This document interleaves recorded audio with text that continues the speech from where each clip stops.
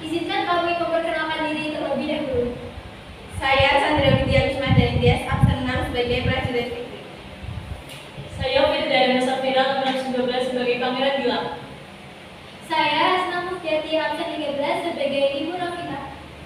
Saya Lisa Aisyah Sakila absen 15 sebagai Puspita. Saya Nurul Hidayah absen 25 sebagai Raja Ansori. Saya Nurul Hikmah nomor absen 26 sebagai Tati dan Narator. Saya Puspita Kumala Dewi nomor absen 27 sebagai Silvi. Kami persembahkan drama kelompok 5 kelas 12 IPA 4 yang berjudul Kerajaan Tahu Berontak. Selamat menyaksikan.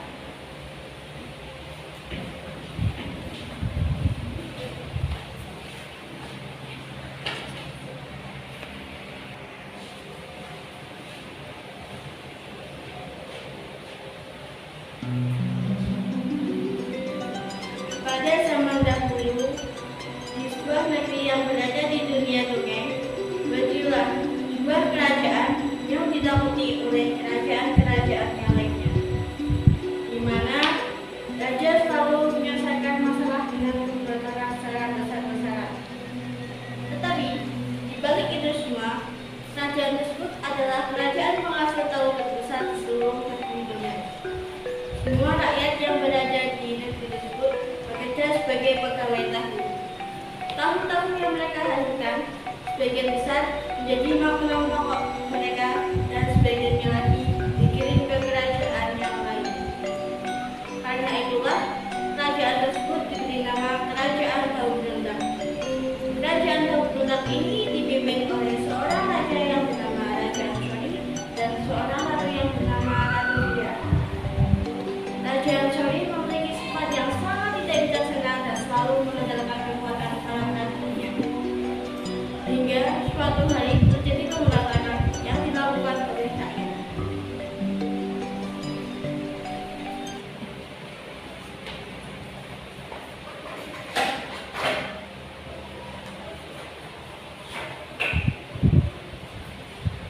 Kami ingin bertemu raja. Biarkan kami bertemu dengan raja. Raja mana? Ada apa ini? Biarkan kami bertemu dengan raja. Iya, raja mana? Rajanya mana? Ada apa wahai rakyatku? Raja, kenapa akhir-akhir ini pendapatan kami menurun? Sedangkan kami produksi tahu lebih banyak dari biasanya. Itu urusan kalian, bukan urusan saya. Dasar raja egois. Jika kalian tidak keluar dari istana, maka saya akan masukkan kalian ke penjara bawah tanah. Dasar raja egois, sumpahkan keluargamu selalu mendapat sialan. Bukan kalian semua, bukan.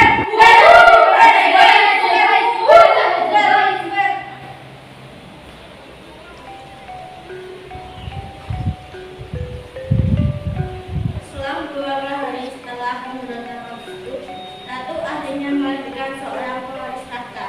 Namun naas, Ratu meninggal setelah beberapa menit melahirkan sang putra.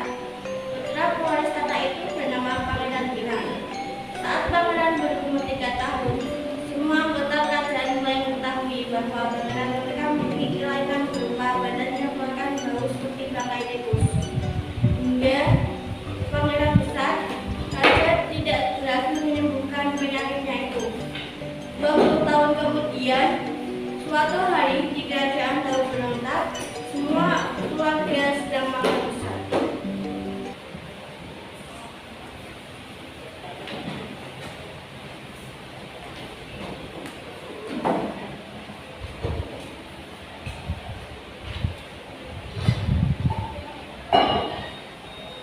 Wahai prajurit Fikri, aku kagum atas keberhasilanmu di medan perang. Untuk itu mintalah satu keinginan kepadaku dan aku akan mengabulkan itu. Wahai Raja Ansori yang saya hormati, sungguhnya saya ingin menguasai seluruh kerajaan Tahu Berontak ini. Tidak bisa, kau keterlaluan prajurit. Aku tidak akan membiarkan kerajaan Tahu Berontak ini berada di tanganmu. Kenapa Raja? Bukankah aku ini seorang yang selalu menang dalam medan pertempuran? Kerajaan ini akan bersinar jika berada di kekuasaanku. Tidak bisa, aku sudah bersumpah bahwa yang megang kerajaan ini adalah Pangeran Gilang. Hahaha, Pangeran Gilang adalah pangeran yang mempunyai penyakit yang tidak bisa disembuhkan. Jadi apakah kerajaan ini akan dipimpin oleh pangeran yang berbau tikus? Kurang ajar kamu prajurit Fikri. Keluar kamu dari kerajaan ini. Keluar!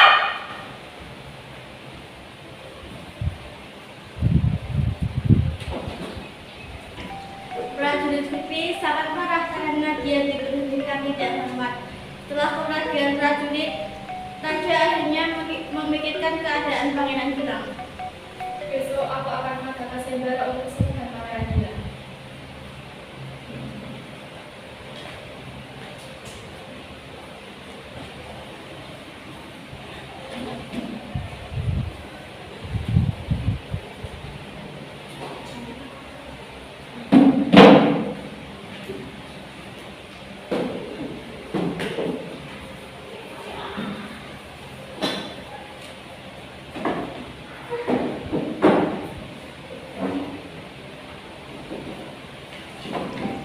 Keesokan harinya, seluruh rakyat dan anggota keluarga kerajaan berkumpul di luar istana.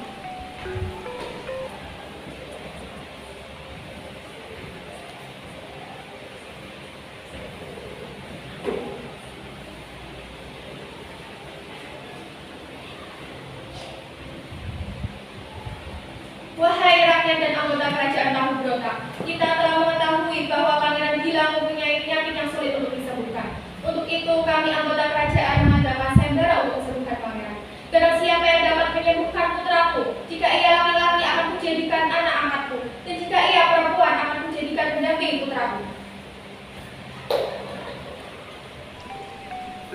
Berita sayembara itu tersebar ke seluruh negeri. Semua orang berbondong-bondong untuk mengikutinya.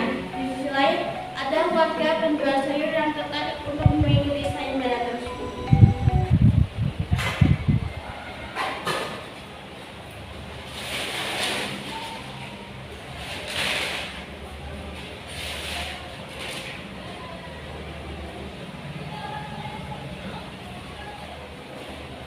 Ibunda, aku ingin sekali mengikuti sayembara itu. Aku ingin menjadi kaisar berada di kerajaan itu. Tapi aku bingung, Ibunda. Tidak perlu bingung putriku. Aku mengenalkan dan tinggal di bidang sana. Besok pagi, aku akan mengajak perempuan itu untuk dibuatkan perempuan dengan obat tikus yang diderita oleh pangeran. Lalu, kamu akan menikahi pangeran dan kita menjadi kaya raya. Perbincangan mereka tidak sengaja didengar oleh Puspita, adik dari Surti. Dia pun merasa iba dan memutuskan untuk membuat ramuan untuk sang pangeran dengan buku panduan ayahnya. Dia pun pergi mencari bahan ramuan tersebut. Tiba-tiba,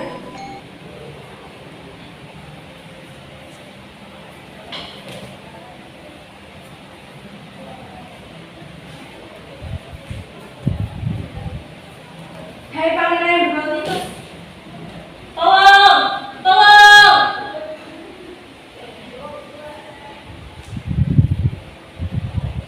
apakah kamu tidak apa-apa? Iya, saya tidak apa-apa.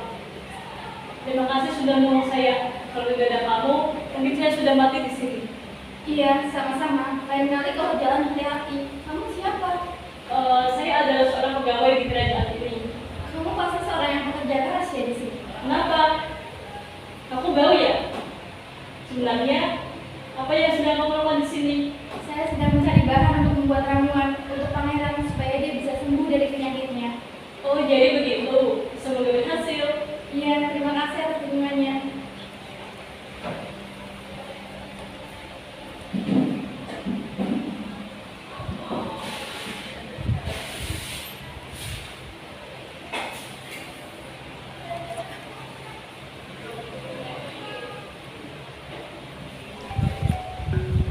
Sylvie dan Novita pun pergi ke tabib yang berada di puncak gunung.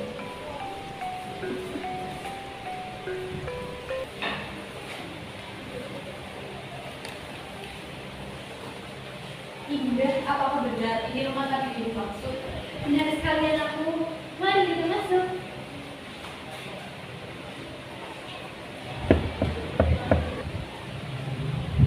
Assalamualaikum. Waalaikumsalam.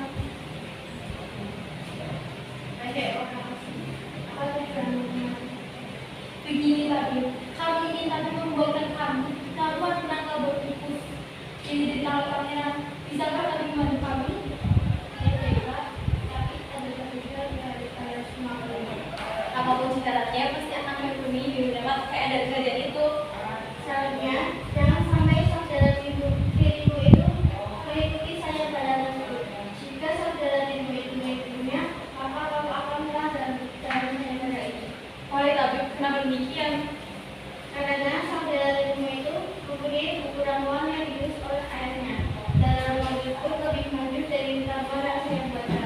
Baiklah, saya tidak akan tidak berdasarkan keputusan dari itu. Ini adalah ramuannya. Suruh pangeran meminum ramuan tersebut dalam sepeda sebelum pangeran akan hilang dari badanmu. Ayah tadi, terima kasih banyak ya sama-sama. Aku pamit pulang dulu. Kata sendirinya. Assalamualaikum warahmatullahi wabarakatuh.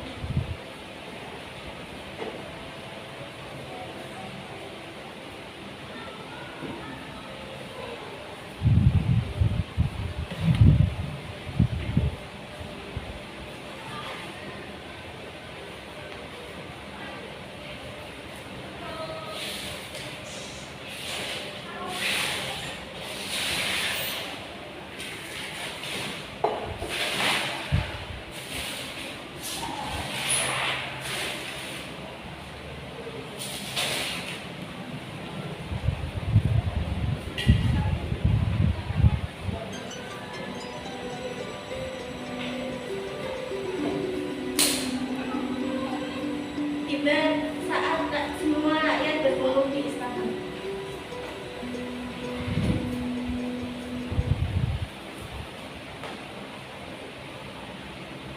Wahai rakyat dan anggota kerajaan Mahubhrata, Pangeran Gilang adalah pangeran yang ramah dan bijaksana, walaupun dia anak bungsu dari keluarga kerajaan, dan dia adalah yang akan menjadi pewaris tahta kerajaan ini. Tetapi tidaklah mungkin jika calon pemimpin dari kerajaan kita mempunyai penyakit yang tidak kunjung sembuh dan bisa mengganggu kejayaan kerajaan ini. Dan bagi siapa saja yang sekarang ingin menyembuhkan pangeran, kami persilahkan untuk berbaris dan menghampiri pangeran. Barang siapa yang bisa membuat pangeran benar-benar sembuh, kami akan memenuhi janji kami pada kesabaran hari ini. Tiba-tiba Sylvie melihat Puspita mengikuti sayembara tersebut dan membawa ramuannya. Hei kau, untuk apa aku mengikuti sayembara ini? Pergi kau, hentikan ramuan ini. Jangan kakak, aku sudah susah payah buat ramuan ini. Alasan kamu tahu yang berhak menguasai kekayaan kerajaan ini ya cuma putriku yang cantik dan selari. Kamu itu cuma pantas di rumah, cuci baju, cuci piring. Kamu tuh gak pantas di sini. Hai, masalah lagi, aku langsung lanjutin aja ramuan ini. Jangan kakak, itu untuk sumber pangeran. Bodoh amat. Tunggu! Jangan menghancurkan drama dari putri itu. Dia adalah orang baik yang pernah aku temui. Jadi, tak ada salahnya jika aku minum ramuan itu. Tapi pangeran, bukankah kabarnya jika pangeran meminum ramuan yang kami buat terlebih dahulu? Sesungguhnya, ramuan yang kami buat ini lebih berhasil daripada ramuan dia. Ramuan dia itu tidak higienis, betul. Yukah? Kamu nanya? Baiklah, semuanya akan aku coba. Mana? Tak ada yang berbuat dari bau tikus di badanku. Sekarang, aku akan mencoba ramuan dari putriku sebentar. Silakan pangeran, semoga lekas sembuh.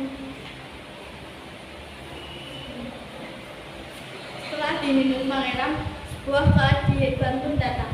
Sudah kuduga, bau tikus di badanku sembuh karena ramuan dari putri Puspita. Perlu kalian ketahui semuanya, putri Puspita adalah putri yang baik hatinya. Dia yang menolongku saat aku sedang menyambar menjadi rakyat biasa. Dan ketika aku hampir ditabrak oleh kereta kuda, dia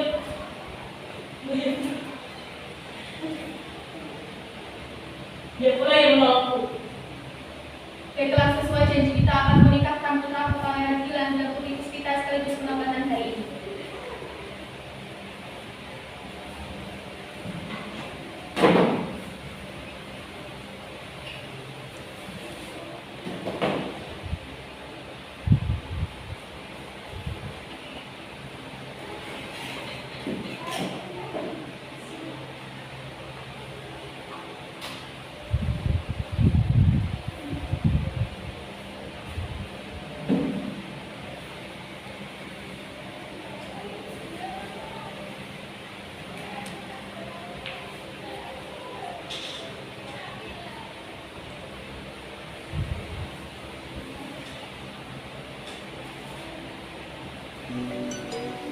Akhirnya, Pangeran Gilang dan Putri Puspita pun menikah dengan raja.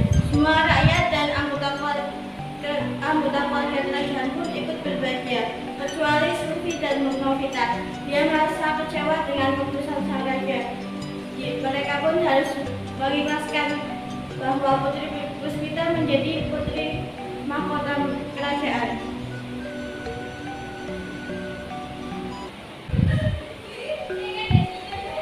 Pesan moral yang harus kita ambil dari drama ini adalah kita sebagai manusia sebaiknya harus ikhlas menolong sesama, jangan meminta imbalan dan tidak boleh lemah.